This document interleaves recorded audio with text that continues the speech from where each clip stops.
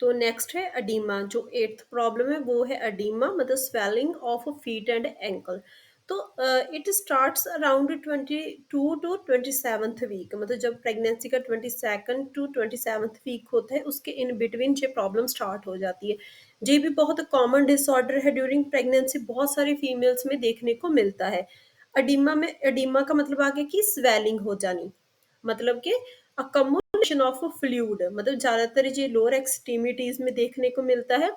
तो इसका main cause क्या होता है, जैसे कि हमें पता है कि जो अडीमा है उसका मतलब आ गया कि अकम्युलेशन ऑफ फ्लूइड, मतलब एबनॉर्मल तरीके से जो फ्लूइड है वो इकट्ठा होने लगता है। इंक्रीज बॉडी फ्लूइड, बॉडी में फ्लूइड का जो लेवल है वो बढ़ने लगता है प्रेगनेंसी में।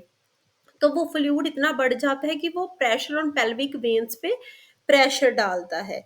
तो उससे क्या होता है, अडीमा होता है, मतलब कि स्वेलिंग हो जाती है। तो इसको मैनेज कैसे करना है, एलिवेट लेग्स वाइल रेस्टिंग, जब भी मतलब जो प्रेग्नेंट फीमेल उन्होंने लेटना है तो उन्होंने अपनी जो लेग्स है उनको एलिवेट करना है, मतलब एक या दो पिलो लगा के लेटना है।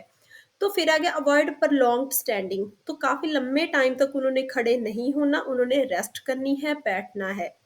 फिर आगे रेस्ट एट फ्रीक्वेंट इंटरवल, वो सेम बात की उन्होंने मतलब लंबे टाइम तक खड़े नहीं होना, उन्होंने बैठना है और टाइम टू टाइम रेस्ट करनी है। फिर आ गया monitor for sign of a pre eclampsia. तो मतलब प्री एक्लम्पशिया का मतलब आ गया कि हाइपरटेंशन, मतलब कि बीपी का बढ़ना। कई प्रेग्नेंट मदर्स में बीपी है वो इंक्रीज होने लगता है। तो हमने ये भी ऑब्जर्व करना है कि जो एडिमा का कॉज है कहीं वो बीपी बढ़ने से तो नहीं हो रहा। अगर बीपी नहीं बढ़ रहा तो एडिमा ठीक है, नॉर्मल है। पर अगर उसके एडिमा के साथ साथ हाइपरटेंशन हो रही है, बीपी बढ़ रहा है, तो डॉक्टर से कंसल्ट करना है और उसको टाइम टू टाइम मॉनिटर करना है। तो नेक्स्ट है नाइन्थ, ये भी बहुत कॉमन प्रॉब्लम है, मतलब सांस चढ़ती है, डिज्नी या ब्रेथलेसनेस। तो ये भी बहुत कॉमन है मदर्स में, उनको बहुत ज़्यादा सांस लेने में दिक्कत आती है। कॉज इसका मेन क्या होता है, कॉज होता है इनलार्जिंग यूट्रस। जब बेबी ग्रो करेगा डे बाय डे तो जो यूट्रस है वो भी बड़ा होता जाएगा। तो वो जब बड़ा होगा तो वो जो जो डायाफ्राम है, जो हमारा मतलब सांस लेने में हेल्प करता है, मसल डायाफ्राम जो, उस पे जो बड़ा हुआ यूट्रस है वो प्रेशर डालेगा। उसकी वजह से प्रेग्नेंट लेडीज को सांस लेने में दिक्कत आती है। फिर आगे इसको मैनेज कैसे करना है, प्रैक्टिस डीप ब्रीथिंग, मतलब डीप ब्रीथिंग एक्सरसाइजेस करनी है। तो फिर आगे अवॉइड स्ट्रेनियस एक्टिविटीज, मतलब कोई हैवी वर्क नहीं करना उन्होंने जिससे उनको और सांस चढ़े, उसको अवॉइड करना है। फिर आ गया डेली एक्सरसाइज एंड वॉक, जो बहुत इंपॉर्टेंट है। थोड़ी बहुत एक्सरसाइज, अगर एक्सरसाइज नहीं हो पाती तो उन्होंने एटलीस्ट वॉक तो करनी है। तो नेक्स्ट 10th आ गया फ्रीक्वेंट ऑफ यूरिनेशन, इसका मतलब आ गया यूरिन बार बार पास करना। जो प्रेग्नेंट लेडीज होती है उनको जो बहुत दिक्कत आती है, उनको जो यूरिन है वो बार बार आता है। सबसाइड इन सेकंड ट्राइमेस्टर, मतलब जो उनकी अर्ली स्टेज ऑफ प्रेगनेंसी होती है उसमें ये प्रॉब्लम बहुत ज्यादा होती है। पर जो टाइम टू टाइम जैसे सेकंड ट्राइमेस्टर का एंड आता है जहाँ फिर थर्ड ट्राइमेस्टर में ये प्रॉब्लम है ये रिजॉल्व हो जाती है, ठीक हो जाती है। पर इसका मेन कॉज क्या होता है, pressure of growing uterus on bladder. जो यूट्रस है वो डे बाय डे ग्रो करता है, क्योंकि उसमें फीटस होता है तो वो क्या करता है, वो ब्लैडर पे प्रेशर डालता है। क्योंकि जो ब्लैडर है उसका भी अपना एक डायमीटर होता है, वो यूट्रस के प्रेशर की वजह से उसका डायमीटर कम हो जाता है। अगर हम सिंपल लैंग्वेज में बात करूँ कि उसकी जो यूरिन को होल्ड करने की कैपेसिटी है वो भी कम हो जाती है।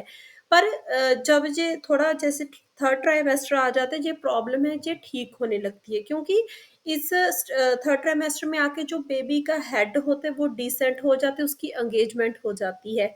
तो उससे जो प्रेशर पड़ रहा था ब्लैडर पे ये थोड़ा कम हो जाता है। तो इसको हमने मैनेज कैसे करना है, normal in early and let pregnancy.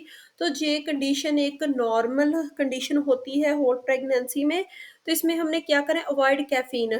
Caffeine है उसको थोड़ा अवॉइड करना है, क्योंकि जो कैफीन होती है ये डाययूरेटिक का काम करती है कि मतलब कि ये यूरिन मतलब अगर हम कैफीन ले रहे हैं तो उससे यूरिन की प्रोडक्शन बढ़ जाती है। तो जो कफ़ीन है उसको अवॉइड करना है, क्योंकि कफ़ीन से जो यूरिन है वो बार-बार आता है। फिर आ गया ensure complete emptying of bladder. तो जब कोई फीमेल है वो यूरिन पास कर रही है, वो इंश्योर कर ले एक बार में, मतलब वो अच्छे से अपने जो ब्लैडर है उसको एम्प्टी कर दे।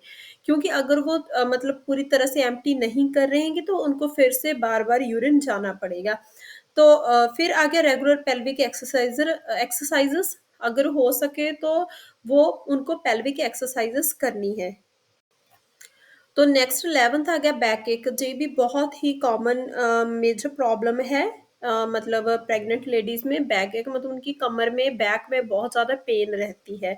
इसका मेन कॉज क्या है? पोस्चरल चेंजेस, वेट गेन होने लगता है ज़्यादा, या फिर पोस्चरल चेंज मतलब उनका, जैसे वी ऑल आर नो कि थोड़ा मतलब यूट्रस है वो ग्रो करता है, पेट थोड़ा बड़ा हो जाता है, उनको मैनेज करने में थोड़ी प्रॉब्लम आती है, उससे भी क्या है, जो बैक एक होती है। और लिगामेंट लैक्सिटी, क्योंकि जब भी प्रेगनेंसी होती है तो एक रिलैक्सन हार्मोन है वो रिलीज होता है, वो क्या करता है, वो लिगामेंट्स को, मसल को लैक्स कर देता है। तो उसकी वजह से भी जो बैक एक है इसकी प्रॉब्लम आती है, इसका कॉज हार्मोन रिलैक्सन वो भी है।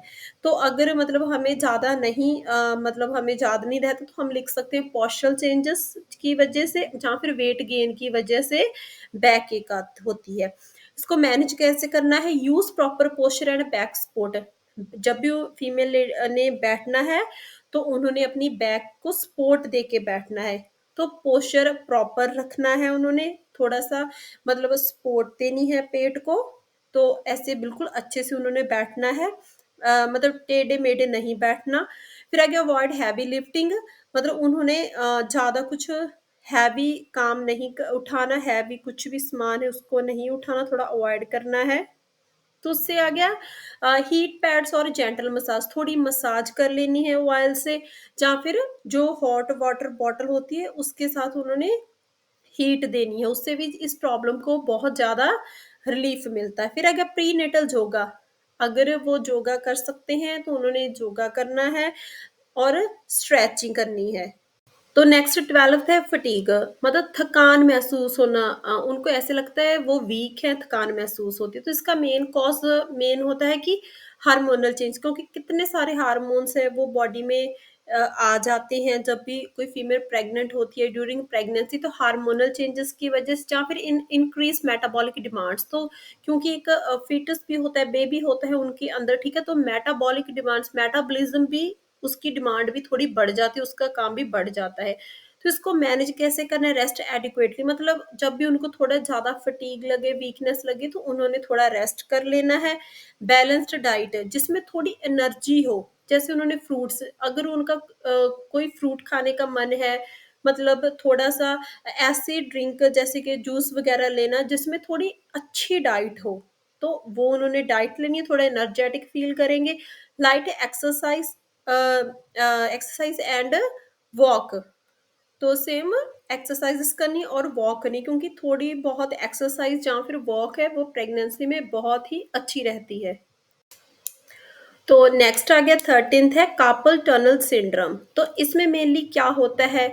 मदर्स फील्स नमनेस, वो नमनेस फील करती है, टिंगलिंग सेंसेशन फील करती है, और weakness in hands and fingers. तो उनके जो हैंड होते हैं, फिंगर्स में, वो कई बार बहुत थोड़ी सी वीकनेस फील करती हैं, टिंगलिंग सेंसेशन होती है, नमनेस, उनसे मतलब थोड़े टाइम के लिए कुछ उठाया नहीं जाएगा, बिल्कुल वो, उनको लगेगा हाथ में बहुत वीकनेस है, थोड़े टाइम के बाद ये प्रॉब्लम रिलीफ हो जाती है, आ जाती है, चली जाती है। तो इसका मेन कॉज क्या होता है? Due to fluid retention, fluid ज़्यादा मतलब बॉडी में इंक्रीज होने लगता है उसकी वजह से। और प्रेशर और मीडियन नर्व, जो नर्व, मीडियन नर्व्स होती हैं जो फोर आर्म हैंड में पाई जाती हैं, तो उन पे प्रेशर हो जाते हैं, उसकी वजह से प्रॉब्लम आती है। तो इसको मैनेज कैसे करना है?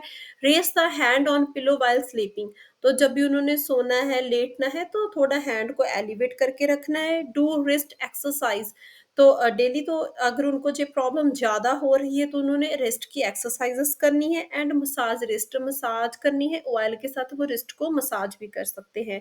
तो ये थे 13 total minor disorders of pregnancy, जो बहुत ही इम्पोर्टेंट है आपके लिए। तो अगर आपको ये वीडियो अच्छे से समझ आई, मेरे चैनल को लाइक करना, सब्सक्राइब एंड शेयर कर देना, और कमेंट में भी ज़रूर बता देना अगर आपको मेरा टॉपिक अच्छा लगा। तो इन लास्ट, थैंक यू।